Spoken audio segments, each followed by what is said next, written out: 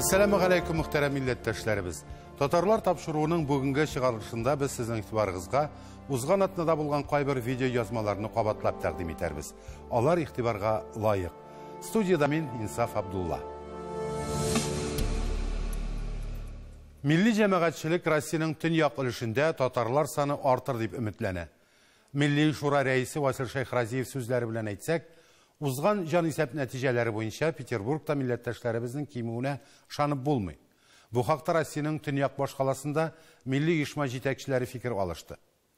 Resmi sanlarga qarasak 20 yıl içinde mında Tatarlarının 3'ten biri yokka çıkkan. Ni için? Bu yılga can isep nerse kursetir. Peterburg'dan Ayzat Şeymerdanov reportajı. Россияның төньяк өлеше, ягъни Санкт-Петербургтан алып Калининградка һәм Ненец автоном округына кадәр барлыгы 11 төбәктә татарлар биредә елдан-ел кими бара. Һәр хәлдә җанисәп мәгълүматлары шуны күрсәтә. 1989 елда биредә 106 мең татар яшәгән. 2002 елда алар бары тик ни өчендер 84 меңгә генә калган, ә инде 2010 елда бары тик 69 мең генә. Ягъни соңгы 20 ел эчендә 3'ten biri Tatarlarının юкка чыккан дигән сүз. Ни өчен? Алар кайда? Һәм бу сорауларга ничек җавап табарга? Siz nичек кенә әйтсәгез дә, мин ышанмыйм. Санкт-Петербургта 32 мең татар яшәгәндә, өлкәсендә 8 мең татар яшәгәндә, сез үзегез басалар күп микәнен. Нишләп без аларны югалттык дип әйтәм инде? Нишләп алар татар категориясеннән бүтән милләт категориясенә чыкканнар? Milli Şura reisi fikri bilen milli cemaatçilik tulısınca kilişe diyerlik. Peterburg'ның татар muhtariyati reisi Reis Yarkeyev şınlıkta Tatarlarının sanı birme-bir kübrek dip sanay. Dürüst sıfırını bir kime yetermi? Kime yetersi gelmeyin? Ne biz kadar doğru söylüyoruz? Yani mi? Doğru söylüyoruz. Necek var? 1700 yılını bunda Peter'ne remont yasağında restavrasiya. Peter'nda kelganlar 31 ming tatar ayıbet. 31 ming tatarında 200, 31 ming 200. Vazakı peripes'te 10 yıl tamazat bakanda.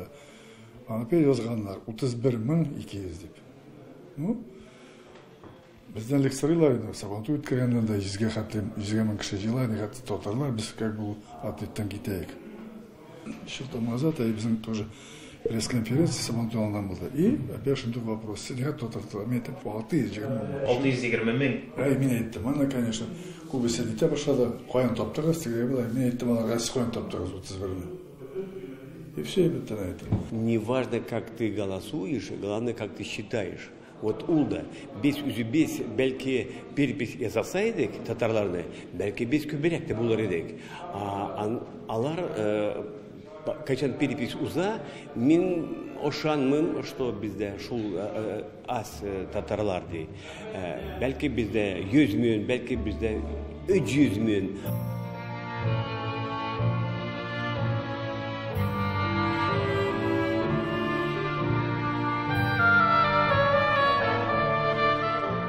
Şınanda Peterburg'a kilişe immigrasyonu isepke alsan, janисәп neticeleri sıra uyadı. Татар студентларының гомумән яшьләрнең бу шәһәргә тартылуы гадәти күренеш.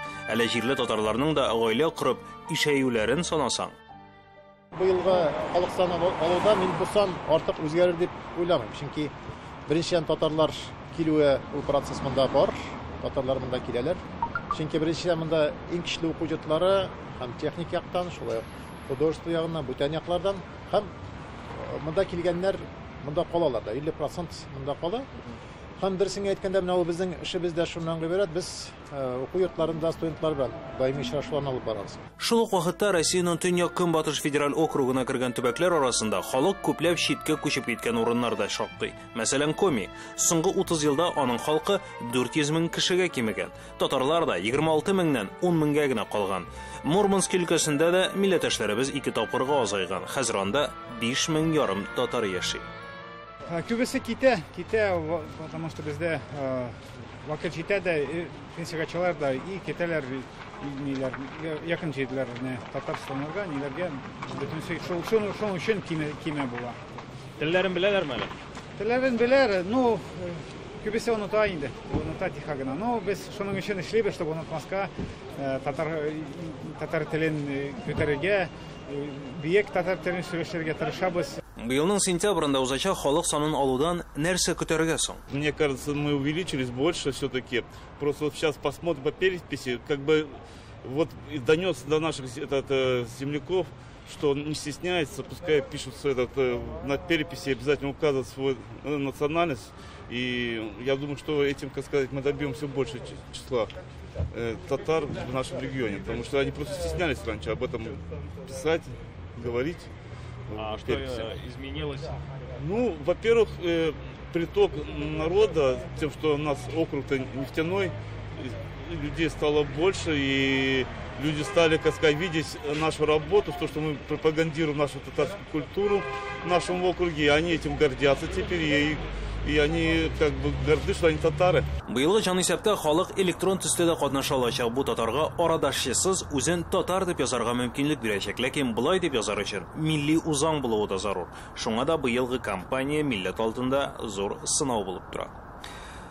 Айза Шаймарданов, Татарлар, Санкт-Петербург.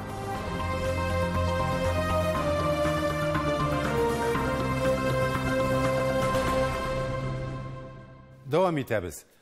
Имамнарның халык арасында абруен күтәрергә, аларның эшчәнлеген мәчетләрдән тыш балалар, яшьләр һәм җирле хакимият органнары белән эшләү усулларында җайга салырга. Мордовия мөселманнарының диния нәзарәте ешуга 20 ел тулу уңайыннан узган фәнни-гамәли конференцияда чыгыш ясаучыларның байтагы әнә шул мәсьәләләргә басым ясадылар. Саранскида илебезнең уннан артык төбәгеннән килгән ислам дине белгечләре, галимнәр катнашында узган чарада яңгыраган кайбер фикер тәкъдимнәрне үз хәбәрчебез Рамис Сафин да тыңлап кайтты. 43 мең татар гомер итүче Мордовия Республикасында бүген рәсми рәвештә теркәлгән 3 мөфтият эшләп килә. Максатлары, бурычлары уртак һәм бер үк изге Коръәнгә нигезләнеп эшләүче диния назарәтләре үз эшчәнлекләрен республиканың һәр авыл районнарында алып баралар. Әлбәттә, бу эшнең башында имамнар тора. Без телибез имамнарның дәрәҗәләрен күтәреп, чтобы имамнарның бирегә шундый значимость аларныкы, что аларныкы на самом деле бик күп вклад, бик күп шундый файда китерәләр не только исламга, мусульманнарга, но и безнең илебезгә. Россиянең дистәдән артык төбәгеннән килгән дин әһелләренең бүгенге зур җыенында мәчет имамнарының халык арасында ролен күтәрү, аларның абруен үстерү һәм тормыш көнкүрешен алып бару проблемалары хакында сүз барды. Шуннан да әлеге мәсьәләләр бүген күпләрне борчый. Һәрбер имамның гаиләсе бар, һәрбер имамның балалары бар, ләкин ризыкны Аллаһ таләп бирүче. Әгәр дә ихлас күңел белән имам кеше үз урнысында, үзенең авылында, үзенең районында, шәһәрендә эшен алып барса, иншалла Аллаһ талә ризыгын бирәчәктер. Бүгенге чараның төп темасы Россиядә ислам үсешендә имамнарның роле дип билгеләнгән. Дин белән фән бер-берсеннән ерак торсалар да, оештыручылар аны фәнни-гамәли конференция дип атаганнар. Дин ул бөтен тормышта булырга тиеш, бөтен урыннарда булырга тиеш. Инде фәнни рәвеш белән, фән белән без инде бу дөньяда яшибез. Аллаһ Тәгаләнең әмерләрен үтәп, кешеләргә, халыкларның үзләренең хаҗәтләрен үтәп, дөньяда яхшы гына дин белән яшәргә өчен аларның икесенең бәйләве кирәк. Замана белән бергә кешеләр дә үзгәрә, мөнәсәбәтләр яңара. Яшәеш имамнар алдына яңа максатлар, яңа бурычлар куя. Бүгенге чарада катнашучы Бардвил Виссам Али Берләшкән Гарәп әмирлекләреннән Мәскәүгә хирург һөнәрен алу өчен укырга килә һәм Россиядә кала. Карелиядә табиб булып эшләгәндә 15 ел дәвамында мөфти вазифаларында алып бара. Аның фикеренчә, бүгенге имамнарда дини белем белән бергә дөньяви белем дә булырга тиеш. Конечно, базой, самое основное, это религиозное знание. Это, конечно, нужно. Но он не может быть муфтием или имам-хатиб, или имам, который у него нет религиозного образования. Однако в нашем современном мире, чтобы мы могли достучаться до сердец и разума людей, надо знать этот мир вокруг. Поэтому я считаю, что необходимо иметь еще какое-то светское образование или хотя бы пройти определенные курсы. Яшерин батырым түгел, бүген халык арасында динне бизнеска тарту, мәчет янындагы җир кишәрекләрен һәр төрле эшмәкәрлектә файдалану турындагы сүзләр йөри. Бер караганда, мәчет үз чыгымнарын үзе күтәрә бит. Ут, су һәм коммуналь хезмәтләр өчен дә үзе түли. Бүгенге вазгыятьтә ул акча да эшләргә тиештер. Мәчеттә эшләүче имамнарга да хезмәт хакын беркем дә китереп бирми. Аларга да гаилә корырга, хуҗалык алып барырга һәм балалар үстерергә кирәк. Безнеке имамнарда зарплат юк. Зарплат юк, ну Allah'a şükür biz meçitlerini kaygartabız, meçitlerde eşliyiz, imamlıkla alıp barabız. Allah izalık için hükümet deganında kitabız yerdem. Elegilikten Tatar avullarında imamlar, Sovet yıllarında ise mektep okutuşları avulda en hürmetli hem ihtiramga layıklı kişiler bolgan. Lakin uzgan gasır azağında il külem özgərişler bu жылы münasebetlerde de işsiz uzmadı. Статус имама, он всегда был высокий. Безусловно, этот статус он не изменился, но есть некие такие деструктивные силы, для которых важно и значимо вообще принизить в целом роль мечетей, роль духовного управления, роль имамов, роль муфтиев, с тем, чтобы им легче было вести свою именно политику, да, свою разрушительную политику. Konferensiyada qatnaşучылар бүген мәчетләрдә сөйләнә торган вәгазьләр, аларның нинди телдә алып барылуы һәм мәчетләргә йөрүчеләрнең аз булуы хакында да борчылып чыгыш ясадылар. Cumaga küp kişi kileler, yani mesela Ümiveral Meçheti'ne bir 15 bin kişi kile, ayet kinlerine bir 50 bin kişi kile. Velakin kalıpka güresinde elhamdülillah bizim kardeşlerimiz Kafkas'dan inkübüse, anlarsın Tajikistan'dan, Uzbekistan'dan, Kırgızistan'dan ama Tatar halkı aziri. Илебезнең иң ерак ноктасы Приморье краеннан килгән Джамал хәзрәт бу төбәктәге татар тормышы белән таныштырды. 5 mahalle var. 5 mahalle üz işlerin dünya nazarına kirmiş işliler. Allah'a şükür iç mescid var. Mescidlerde 5 malilni komnata deyip aytik malilni damlar var. Cemaat küp jıyıla cumğa namazlarına 1000'den artık kişi jıyılalar, dersler okutular. İmamlarның зур җыенында катнашучылар хәрби частьларда һәм уку йортларында намаз уку белмәләре булдыру һәм аларга имамнар вазифасын башкаручыларны даими эшкә урнаштыру үтенече белән Россия оборона министрлыгына мөрәҗәгать итәргә кирәк дигән карар кабул ителде. Мондый башлангыч берничә ел элек Сызран шәһәре хәрби уку йортларына кертелде дә инде. Мордовиядан һәм Сызран шәһәреннән Рамис Сафин, татарлар.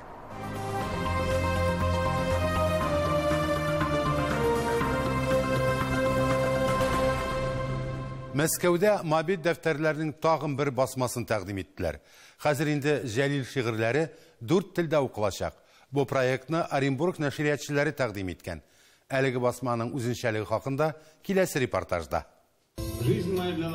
Муса Җәлил иҗатына битараф булмаган һәр кешегә таныш шигырь юллары бүген янәдән Мәскәүдә яңгырый. Каһарман шагыйрьнең тууына 115 ел тулу уңаеннан аның шигырьләре инглиз һәм алман телләренә тәрҗемә ителде. Оренбург китап нәшрияты Евразия фонды белән берлектә Моабит дәфтәрләре китабын Мәскәүдә тәкъдим итте. Кстати, очень важная проблема, что касается Мусы Джалили, это о том, чтобы переводы на немецкий и английский языки осуществлялись с оригинала, а не с русского. Потому что дело в том, что все переводы, которые осуществлены на другие языки мира, они переводились с русского языка. А тут вот как раз вот это промежуточное звено в данной ситуации было бы очень интересно убрать это, я говорю, как лингвист, как филолог. Алар нәкъ шулай эшли дә. Җыентык Җәлил шигырьләренең бер юлы 4 телдә, татар, рус, инглиз һәм алман телләрендә булуы белән генә түгел, турыдан-туры татар теленнән тәрҗемә ителүе белән кадерле. Для меня очень много значит событий. Во-первых, это презентация книжки, которая мне очень понравилась. Она великолепно сделана, великолепно издана, да еще на 4 языках. То есть она подарок для не только нашей страны, и даже можно, как говорится, сказать, что это подарок и для других иноязычных читателей других стран. Китап тәкъдим итү чарасына төрле яшьтәге кешеләр килгән иде. Презентациядан соң Муса Җәлил иҗатын яратучылар Чулпан Җәлилова имзалаган китаплы да булдылар. Ә балалар каһарман шагыйребезнең шигырьләрен аерым бер хис белән укый. Туган илем, якты өем, өшеп сиңа кайтыр идем, сызылып таңга. Аның әле менә бу каһарманлык геройлык, аның юлы, бу әдәби иҗаты буенча да әдәби иҗаты да өйрәнеп бетерелмәгән диләр. Чөнки менә Моабит дәфтәрләренең берничә ниндидер бер өлеше әле безгә килеп җитмәгән дип дигән мәгълүмат бар. Минемчә, менә шушы шигырьләрен дә табып, тагын да аның әдәби мирасын тулы иттереп өйрәнәсе бар әле. Бу киләчәк буыннарның бурычы. Ә инде бүгенге чарага килсәк, берничә телдә бастырылган китап шагыйрьне тагын да киң даирәгә танытачак. Төрле илләрдә яшәүче милләттәшләребез Муса Җәлилнең бу китабын җыентыгын укып, аның турында күбрәк белерләр, аның батырлыгын күз алдына китереп, үзләре дә горурланырлар. Глия Садыкова, Дина Газалиева, Татарлар, Мәскәү. Нәк ярты гасыр элек Магнитогорскида беренче вокаль ансамбль оештырыла. 3 җырчы белән башланып китә аның эшчәнлеге. Тик тиздән аңа талантлы, сәнгать сөюче яшьләр килә башлый. Яшьлек дигән матур исем йөрткән берничә дистә катнашучысы булган зур коллективка әверелә ул. Металлурглар шәһәрендә генә түгел, бөтен Чиләбе өлкәсендә озак еллар татар-башкорт җыр сәнгатен пропагандалый ул. Ансамбль солистлары һәм музыкантлары күптән әбиләр һәм бабайлар булган инде. Туган коллективның ярты гасырлык юбилей хөрмәтенә җыелып, алар хатирәләре белән уртаклаштылар. Ярты гасыр элек ансамбль төзеп, Магнитогорск мәдәниятенең легендасы булыр дип уйлаган микән үзе Рафаэл Бакиров. Казан консерваториясын тәмамлаганнан соң, музыка училищесында укытучы булып эшләгән Рафаэлны татар-башкорт театры спектакльләрен музыкаль бизәлешкә чакыралар. Шул вакытта яшь музыкантның Металлурглар шәһәрендә вокаль ансамблен булдыру идеясы туа. 1971 елның март ахырында узган шәһәр концертында 3 кыз 3 тавышка татарча җырлый. Яшьлек ансамблен тарихы шулай башланды. Аның аша 100гә якын яшь, талантлы кыз һәм егет узды. Бүген алар бай тормыш һәм иҗат тәҗрибәсе булган кешеләр. Рафаэл Муланурычка бик зур рәхмәт. Аның тырышлыгы, аның сабырлыгы, аның талантны, ул бит на инструментальный ансамбль ул создавал из ничего. Вот мин только что бетердем музыкальное училище. Егетләр килделәр урамдан.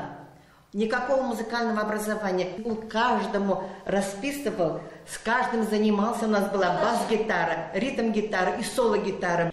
70-нче еллар илдә вокаль-инструменталь ансамбльләрнең зур популярлык казанган чоры. Үз коллективы эчендә сәнгать җитәкчесе дә шундый ансамбль булдыра. Яшьлекнең тагын да якты, кызыклы сәхифәсе башланды. Аларның концертларын күреп, ансамбльгә бик күп эшче яшьләр килде. Мин электросварщик, усотникмын. Гомер буе. Шуны эшләдек, репетиция генә эштән арылып белмәдем.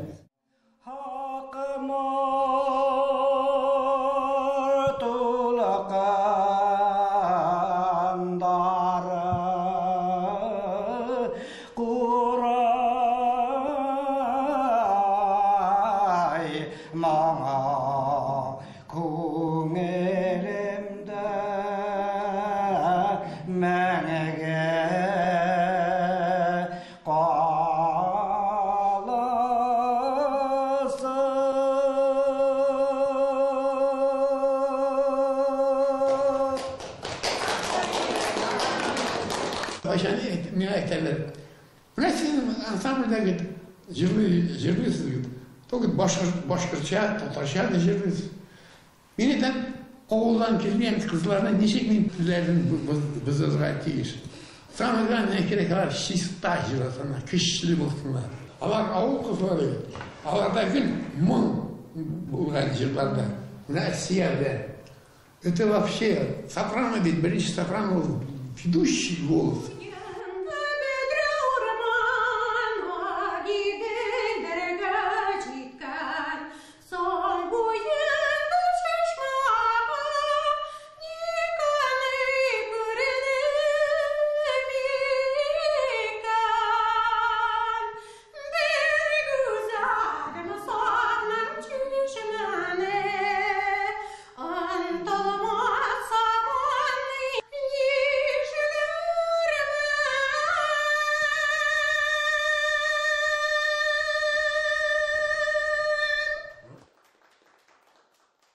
Җырчылар халык җырларын, инструменталь ансамбль белән бергә татар һәм башкорт композиторларының әсәрләрен башкардылар.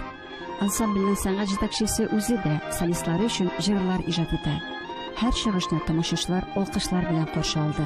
2 көн концерт куябыз, 2 көнләп толып тора торгайны, кеше иналмай торып кала торгайны.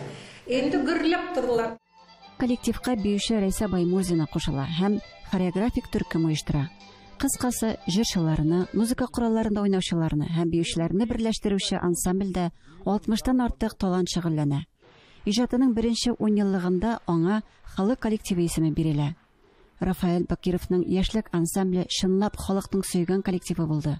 Лейла Галямова да, ул беренче участница безнең булган, беренче вокальный яшьлек. Ул тора хәзер Казанда Шолода біздің солистіміз Римма Айнудинова 2 кіші матур таушы болған еді. Вот, сәлем сеңа Римма. Анары біздің шолода тұра Нәжибә Фарахова. Вот, ағар да 2 кіші таушы матур таушы болған еді. Маңдуда Ишкилдіні тұра ол Сібірде. Рәхмәт сізге. Берничә дистә ел дәвамында яшьлек ансамбле чыгышлары белән кешеләргә шатлык, күңел бәйрәме китереп, туган мәдәнияткә карата мәхәббәт һәм хөрмәт тәрбияләп, Магнитогорскиның татар һәм башкорт халкы өчен рухи чыганак булды. Гөлдар Хафизова, Татарлар, Магнитогорск. Бүгенге менә шулар, хөрмәтле тамашачыларыбыз. Татарлар тапшыру һәр вакыт хәрәкәттә. Алда әле безне ачылмаган төбәкләр һәм шәхесләр көтә. Исән имин булып хәбәрләшеп яшьләргә язсын. Матур киләчәккә якты юллар сызык. Сау булыгыз.